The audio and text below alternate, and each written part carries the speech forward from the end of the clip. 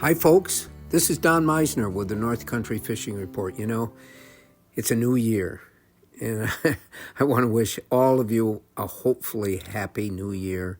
And it brings a lot of thoughts to me. It's not so much about resolutions, but about understanding the changes that are taking place in our environment. And I think it's important that we embrace this change and also realize that change doesn't last.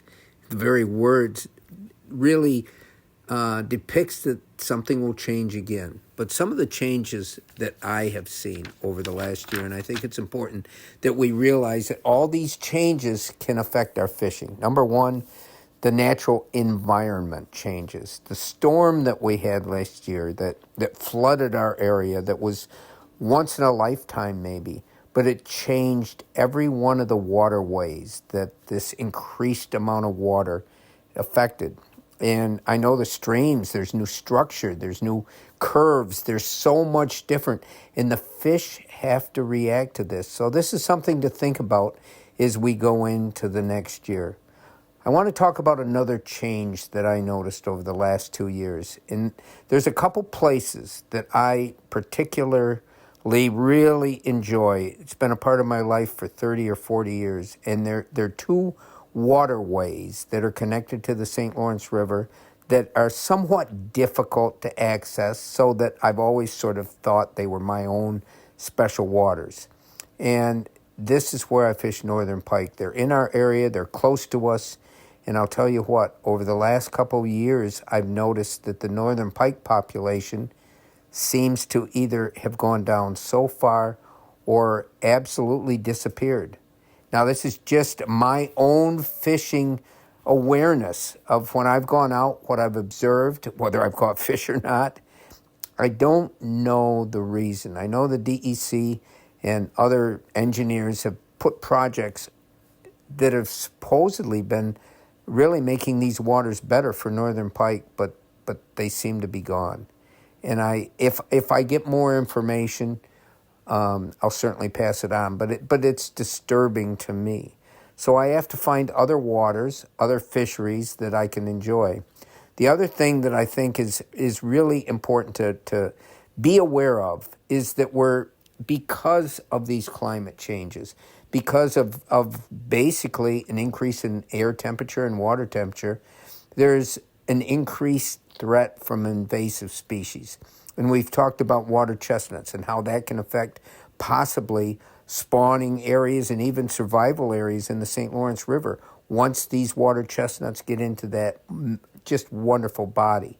So it's something that not only do we have to be aware of, but we have to do everything we can to stop the impact of this invasive species.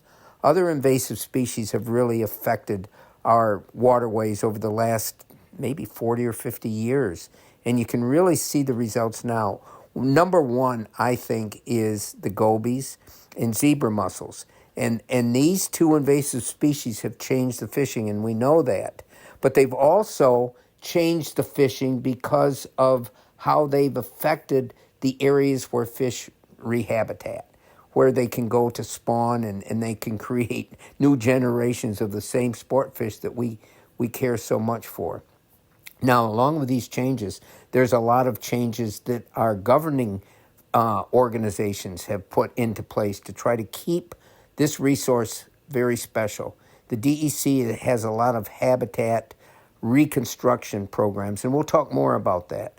Also, it's important that we realize that some species are still under an endangered species designation, and that's important to realize. Two of those are the whitefish and sturgeon. So anyway, it's always going to be a time of change, but we need to embrace that, be aware of it, and do everything we can to adapt to these changes. Until next time, folks, this is Don Meissner with the North Country Fishing Report. Hi, folks. This is Don Meissner with the North Country Fishing Report. One of the questions I ask myself is, why don't I talk more about trout? And why are trout so important? And, you know, they were the species that I grew up in becoming to love fishing because they were the fish that were in the stream by where I lived. But I think there's a lot of importance to this this one species of fish. It's a cold water species. They need cold water. But they represent to me beauty. Trout are the most beautiful fish. They're kind of like a wood duck that has such radiant coloration. It just stands apart from everything else. But I think trout are, they sort of describe the environment, because we are lucky that we have trout in our area because they're so beautiful and they're part of a beautiful backdrop that is the natural resource of where we live.